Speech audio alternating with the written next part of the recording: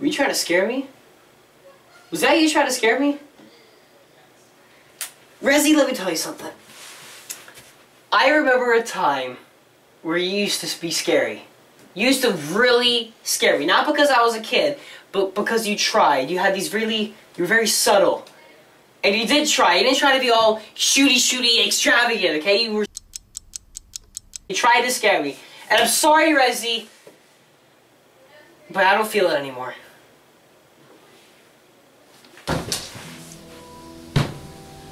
But I still like you! I still love you! Resi!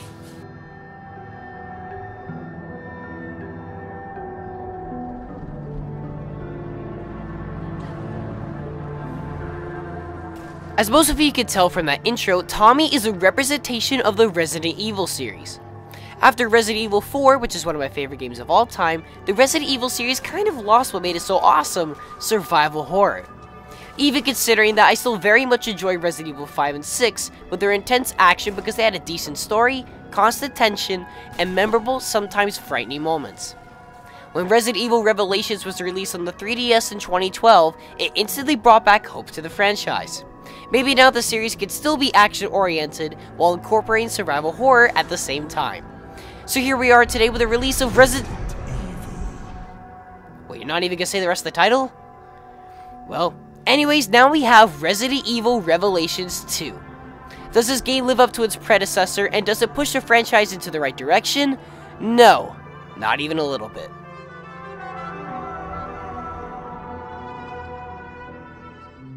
Revelations 2 takes place after the first installment but has nothing to do with it. The game takes place between Resident Evil 5 and Resident Evil 6 and stars two pairs of characters, with the first duo being Claire Redfield from Resident Evil 2 and Code Veronica, and Moira Burton, daughter of Barry Burton. The second duo is the before-mentioned Barry Burton, who has only been seen in the original Resident Evil and that lame Game Boy Color game, and partnered up with him is Natalia, who's this random little girl he finds. So the story goes as followed. Claire and Moira are on some promotional cruise with a new corporation that isn't but sounds just like Umbrella. You get captured by these guys, and after beating the game, I still don't know who they are. You end up waking up in a prison on an unknown island being guided by a female voice with weird bracelets on your wrists. It's up to you two to escape, and while you're at it, figure out what's going on. On the other side of things, Barry Burton comes back to the island alone sometime later to figure out where his missing daughter is. When he makes it to the island, he finds this little girl that's just there. You then take her around with you because why not, and you look for your missing daughter. The setup for Claire and Moira is awesome, yet it goes nowhere at all, and if anything, all it does is disappoint. Same thing goes with Barry's campaign. The story throughout the entire game is boring, predictable, and straight up annoying. What makes this weird is that the game is set up episodically. At the end of each episode, a cliche, completely in-your-face plot twist happens that's only purpose was to drop your jaw. Besides these moments, the only story bits that were interesting throughout the 4 episodes was any reference to a prior Resident Evil game. Oh my god, are you okay? Yeah, I was almost a Claire sandwich. Ugh, did Barry tell everyone that story? While there are a lot of references, all of which made me smile, the past is the only thing keeping the series together at this point. The writers still can't rely on creating a compelling story without referencing the decent stories that came before. The characters are okay, not compelling, but not terrible. Over the years, Claire has become a strong and confident protagonist, yet why does she fall in love with someone different every single game? Besides the ones that died, why can't she get a man and stick with them? She goes through more men than most high school girls do. Now, Moira acts real with most of her reactions to everything that's going on, but if you're gonna swear all the time, at least get creative. The complete opposite goes for the little girl Natalia. She is unfazed by everything that's going on around her, and no, it's not because she's used to it or she's just using her imagination. The writers just ended up forgetting she's a little girl. And, well, Barry's back! Fans certainly miss him, but it feels like he's only in this game to get old fans excited, and it certainly shows. The game doesn't look that good. Textures range from decent to muddy, environments are incredibly bland and boring, facial animations are so weird, and character animations are unnatural. There were only a couple times where I thought this game could be really good looking, and it doesn't hurt that the game does run at 60 frames per second. What's very disappointing is enemy design. Throughout the best and even the worst Resident Evil games, they all seem to have impressive enemies that are frightening, tough, and creative. Well, I'm sad to say that Revelations 2 has such uninspired enemies. From standard enemies to big bosses, they all look like big piles of white flesh with mud, blood, and icky stuff just spread across them. They're boring and, most importantly, not scary.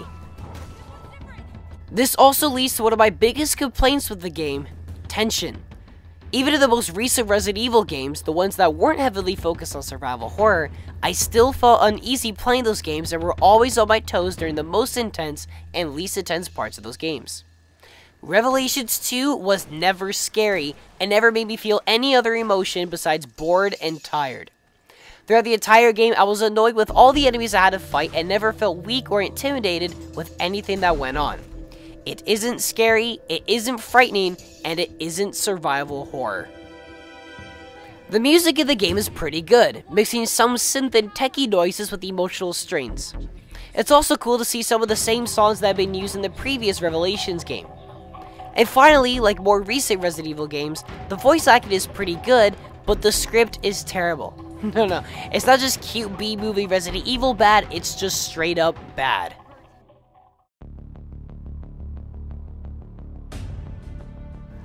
This is a cooperative third-person action game with survival horror elements. Each character controls differently, has different abilities. Claire shoots people with guns while Moria shines and stuns enemies with her flashlight. Yep, that's that. She can also point out extra supplies and ammunition in the environment, but it sucks because only Claire can use these supplies. Barry acts just like Claire except with bigger guns, while Natalia can see enemies through walls. This provides a huge advantage during the game as you can communicate with your partner where the enemies are hiding, which leads me to my next point. Co-op is limited to split-screen cooperative play only, so no online. While this may sound like a big oversight, when you start fighting invisible enemies only Natalia can see and only Barry can kill, you'll be glad you're playing this split screen. In fact, cooperative play isn't that bad, and the game has a few interesting scenarios that make good use of two playable characters, though it's nowhere as impressive as it was in Resident Evil 6. So what happens when you play the game by yourself? Well, you can seamlessly switch between characters with the press of a button. This works really well, almost as well as cooperative play. It helps that the friendly AI isn't that bad, though enemy AI is terrible. Many times monsters got stuck in walls and doorways, and sometimes they didn't notice me even when I stood right in front of them. But back to the subject of co-op. While the co-op limitations work very well, that doesn't matter when the game isn't enjoyable. For the record, in any review I've ever written, I have never wanted to trash a game. I want to enjoy every game I play in some way. But there is no satisfaction to be found here. There was never any tension, no atmosphere, no sense of exploration, even when the game pretends to be bigger than it actually is. Fighting enemies is not fun as they don't seem to react to the damage you inflict on them. Even the boss battles aren't enjoyable because of their boring attack patterns and bland character design. With some mechanics in a game are well implemented, all of that can be thrown out the window if it's a chore to play, which is Revelation 2's biggest flaw. And for every good mechanic, there are a couple awful ones. There's a crafting system that seems shoved in there because every survival horror game nowadays has a crafting system. You can upgrade weapons at a workshop like you could in the previous game, but because you barely receive upgrades and these upgrades don't even change your stats slightly, it feels tacked on and can easily be ignored. The last thing I can mention is raid mode, which is back and it's better than ever. It's a bunch of small levels you can run through killing enemies to earn points so you can level up your character and unlock some extra gear. You can play as different characters throughout the entire Resident Evil series, as well as go through areas from other Resident Evil games. Not only is this version of raid mode much more nostalgic, but it's also a lot of fun, and it's the best, if not only reason, you should buy this game. The 4 episodes that make up the main game takes around 9 hours to complete. Replay value consists of unlocking all the skills, earning the highest grades possible in every level, and viewing the game's other ending, which by the way is bullshit! The 2 different endings are the good ending and the bad ending. While I could be okay with that, the moment in the game that determines what ending you get is so stupidly placed it makes so little sense, it almost feels like the developers gave you the middle finger just so you can play it again and see the real ending. It's a horrible ploy that made me so upset I delayed this video for almost 2 months. If you ever wonder why this video took so long, now you know why.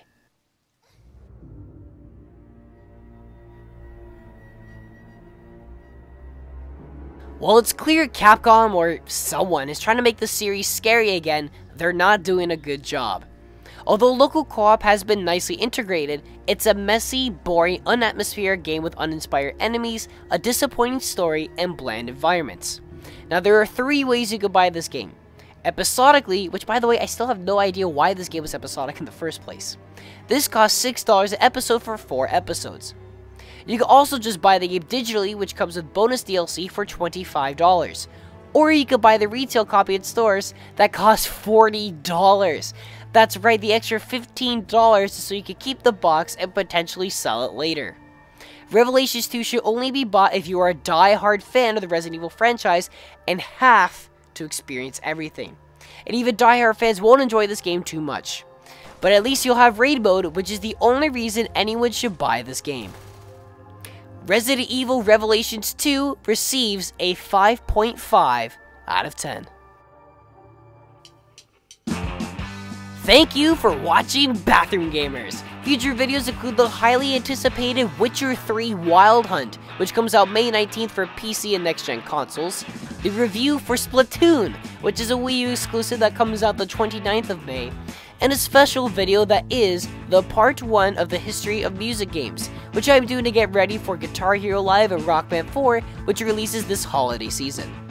If you have any suggestions, comments, or just want to talk, be sure to leave a comment below. Thank you for watching, and stay fresh.